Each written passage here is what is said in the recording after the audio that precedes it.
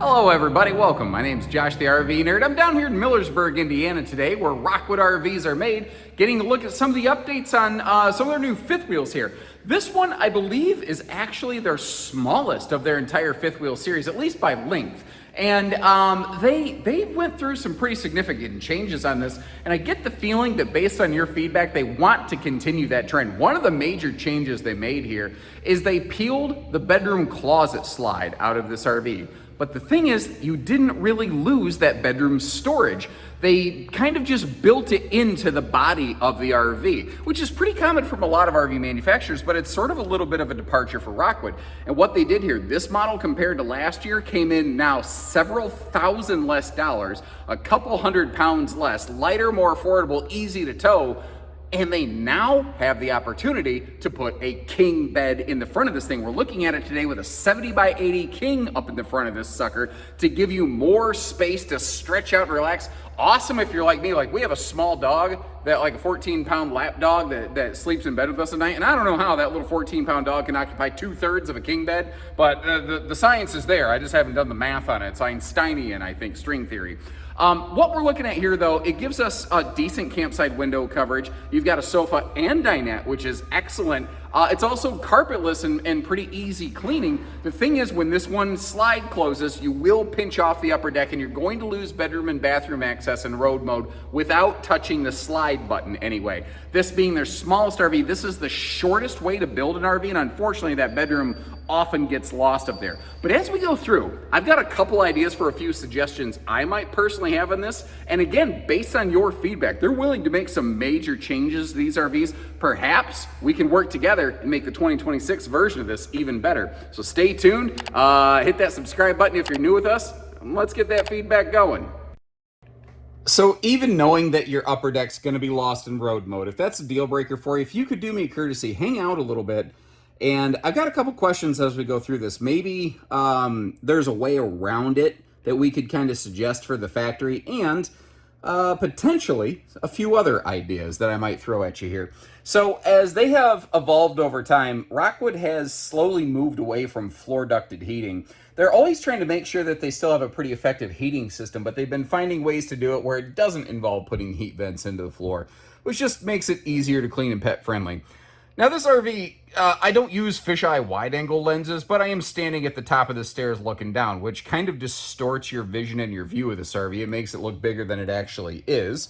The thing is, though, for a small total size, it actually has solid kitchen-like counter and prep space. Now, Rockwood's signature fifth wheels are an interesting thing, because a lot of them are sized smaller, like the more budget-friendly fifth wheels, but they're equipped a little bit fancier. So the thing is, they don't have the budget of a full luxury fifth wheel, but they also are more budget than a bargain basement kind of fifth wheel. They're this interesting in-betweener, or if what you're looking for is something that is smaller, but still a little more premium, that's kind of where they fall into the matrix of things right here. Solid surface countertops, for instance, all the way through. And this extra chunk of space, yeah, it's next to the dinette, and I think it's more of like an entry bureau, but I think it could potentially suffice as like almost backup counter space, where once you're done cooking, you could turn around and serve some things here, which could work very good for like maybe a game day kind of situation. And even though this is a smaller, more cozy couples camper, it does sort of have that, like, it feels like a pretty epic game day station kind of thing going on here. It is a more conventional booth dinette, but if you look at this, it's more of the mechanical dream dinette system. And what you're not seeing is how the dinette itself is an all-welded aluminum cage. One of the things I like is notice how they have the little cutaway for your legs. It's not just a straight down dinette bench. You sacrifice a little storage doing that, not a ton.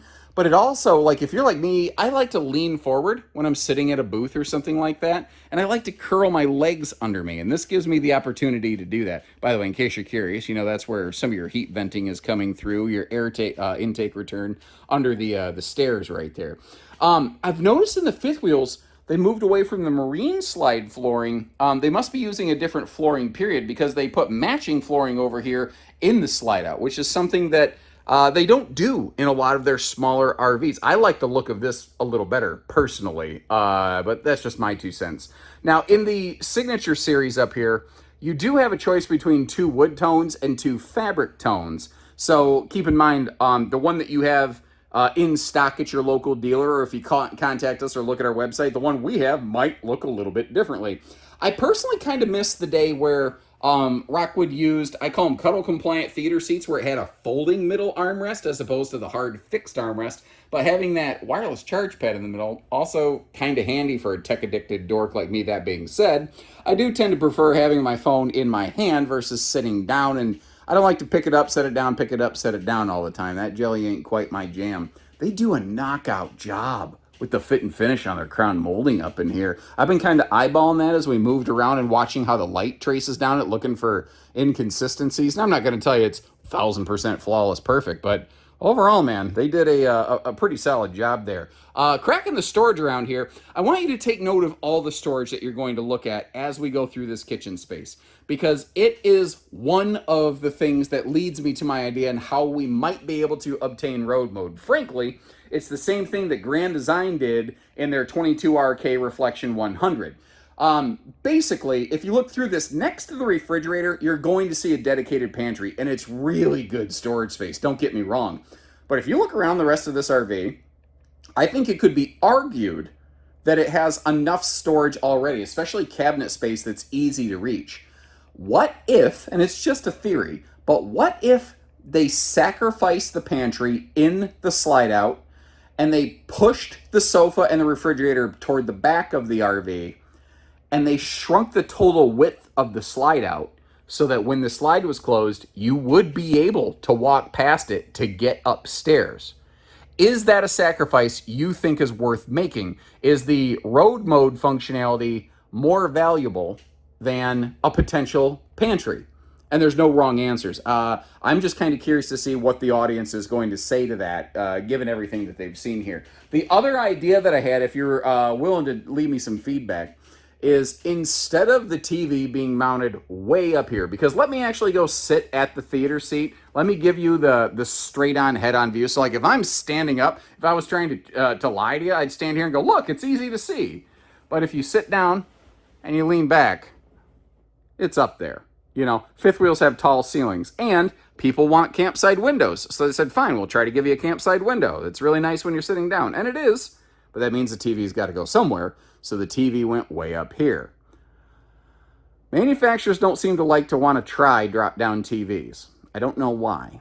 So instead of that, what if this was like a motorhome where it was a booth dinette with a power televator built into the back of it against the wall right there? That would allow you to pop the TV up when you wanted, and it could potentially open up room for an even larger window over here on the campsite of the RV. And again, there's no wrong answers to that. Let me know what you think about it. I also love the little touches they put in these, like the little light that's kind of focused downward so it's not blinding you, but you can still see the steps at night. The little magnet hold back for the bedroom doors. They've been doing that stuff for years, and I always appreciate it. We'll get to they've revised the bedroom and bathroom on this one. They made a change to this, and I think it was, what was this previously called? 281RK, something like that. Maybe it's still called that. I can't remember. I've seen so many model numbers so quickly. But they changed their bedroom bathroom arrangement around a little bit here. First of all, the space around the porcelain foot flush stool was fantastic. That is fairly fluffy friendly. That qualifies very, very nicely over there. We do have a sliding pocket privacy door, and you will not have to spend some money upgrading the fan in the bathroom of these, because Rockwoods come factory standard with the fan that you would probably already prefer anyway. They even have a big rain vent cover factory standard built on them right on the roof. Now, when you're looking at me in the shower right there, by the way, I'm a little over 6 foot. So, it gives you an idea of the total headroom in here. I am also noticing, like, the shower wand sprayer head is height adjustable. I notice it doesn't have the, I just blanked. Shower miser, the water saver system on it.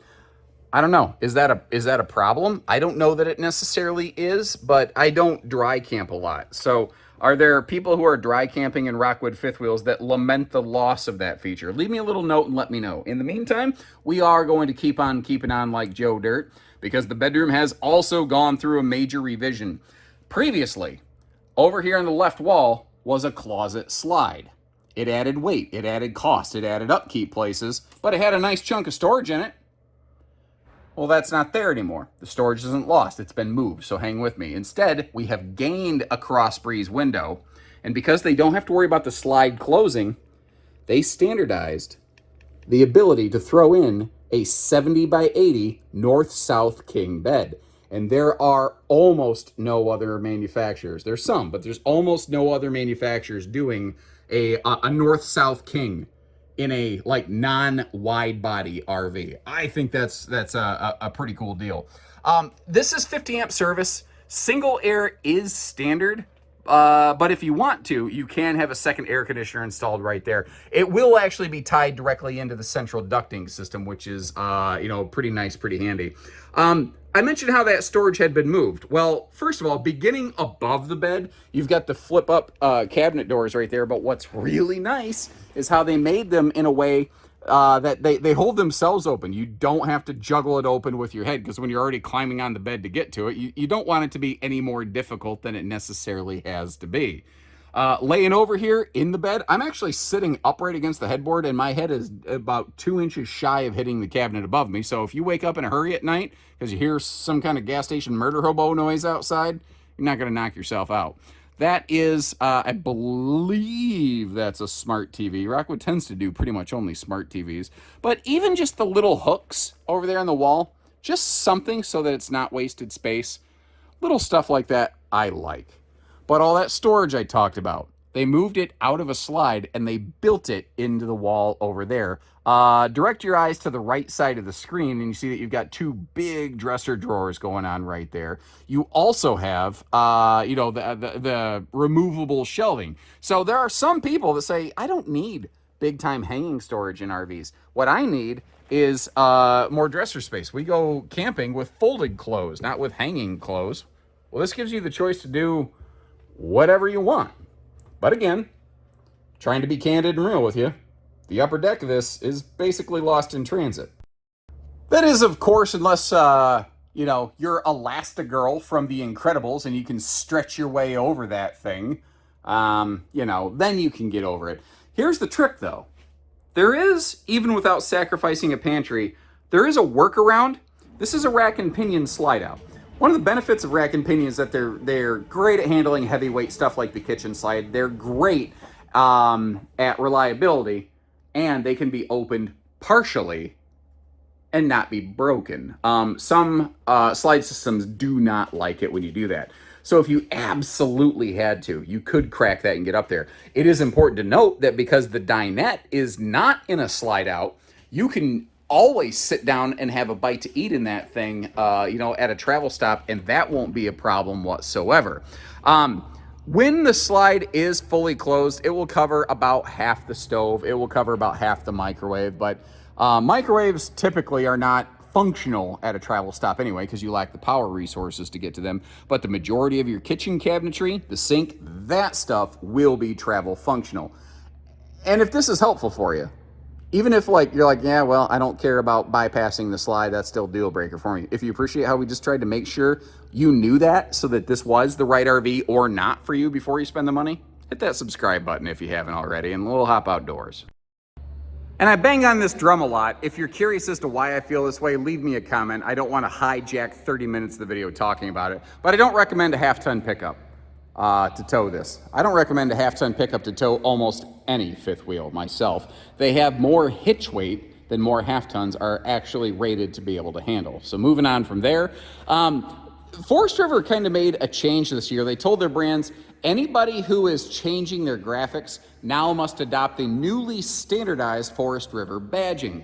So all of your Forest River brands are going to be more obvious now, because the thing is, it really wasn't clear to people what was Forest River and what wasn't. The funny part about that is saying that an RV is a Forest River doesn't necessarily tell you a ton, because the funny thing is that different Forest River groups operate borderline completely independent of one another. And the best way I can say this is, like, if you think about a Saturn and a Cadillac, those were both GM vehicles, but they had nothing to do with one another. That's kind of how the different Forest River divisions are. Rockwood and Flagstaff has long been one of the more premier, premium, and highest volume members of that family, though, and they have maintained a very solid reputation. No brand is ever 100% perfect, but overall, they've really earned their stripes, I think. Now, if you do have a really shorty McShortpants bed, you can engage the pivot function on that turning point hitch. It creates an extra pivot point in the truck to trailer train, but it can also allow you to achieve tighter turning radiuses without super duper fancy expensive hitching. Now, you have room up here. It's preset for like a double battery. And you see that yellow thing that's blinking at us right now? That is the Bluetooth, not Bluetooth, that's the TPMS relay. So that's the thing, like up in your vehicle, you'll have a tire pressure monitor handheld unit. That yellow thing is what's relaying the signal from the tires all the way up to your vehicle. Less of an issue on a small RV like this, more of an issue on a bigger RV. But regardless, they do it anyway, because the last thing you want is your tire pressure monitor freaking out and panicking you while you're going down the road surrounded by traffic for whatever reason. You know, your GPS ever route you in a way where you're like, obviously the GPS doesn't know that I'm towing an RV. You know, sometimes you just want to go in different places. TV hookups over here. And this is a larger variety of gas and electric water heater. It is not a 6-gallon. I think, what is that, either a 10 or a 12, something like that on here. Now this, by the way, you see that white flag hanging down? That's the, what do I want to say, propane hookup. But this is a major shift from what they've done. They're doing it only on their fifth wheels because fifth wheels tow differently. And as they did some testing, they found out they weren't using the best suspension system for the safest ride and handling on a fifth wheel. They were using a torsion system, which works amazingly well on trailers. But if you had to brake and maintain control of your RV, the torsion system was actually causing the wheels to bounce more and have a little less contact with the road, and it wasn't actually giving you the best control in an emergency stop situation. And they discovered that when they went to the now standard ABS system. You see those red wheel hubs? That's telling you that this has anti-lock braking factory standard on it. The trick is, they changed their suspension. So it is now technically a leaf spring, but it is not an industry standard leaf spring. Let me get you up here. What is it? It's called like a slipstream leaf system. It's a significantly enhanced CURT system right here. And what they found is that when you have to stab the brakes really freaking hard in a panic rev situation, that system, along with the ABS, actually gave you better handling, more control, and more safety when you needed it. And it does so without you with no action required from you. So it was a big deal for them to swap away from they're notorious for that torsion suspension package. It was a huge thing for them to go away from it, but they did it for the best reason, for your safety. So I'm gonna give them credit for that. 250-pound rated ladder, get you up top there. A quick peek at the roof will display the factory standard 200-watt solar panel. You can get a second of those, by the way, straight from the factory. But the thing is, their 30-amp controller, you could add a second panel anyway. Like, they use enough gauge wiring where you don't have to re-engineer and strip copper and rewire anything to accomplish that, even after the fact. So if you wanted a second solar panel on it, but the Rockwood we have in stock doesn't have it on it, well, just tell our team. We can get a second panel slapped up there. It's not too hard. Slide awnings are another available factory option. You see that they've been applied to this RV right here. And just knowing what I know about this floor plan, I've seen lots of manufacturers do it. It looks like my fears are being confirmed in real time right here. This looks like a two-headed sewer monster.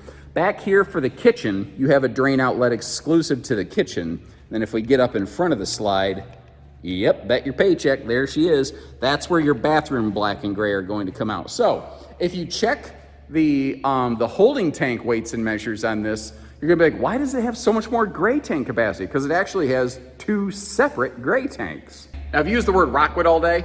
Flagstaff is the exact same thing.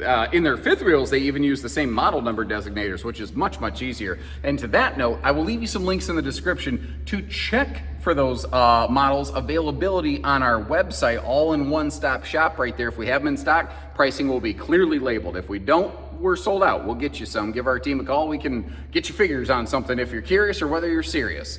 And in the meantime, I'll also leave you some links in the description to check some other builders who have made similar layouts, like Grand Design, Alliance, Cougar, Arcadia. A bunch of builders have a layout like this, so you can kind of pick out which one's the best fit for you. This Rockwood is one of the most highly equipped of this floor plan out there. So this is probably one of the most expensive versions of this floor plan, but it also has more stuff that the others just won't. So it's kind of a get what you pay for kind of thing. Build your own adventure.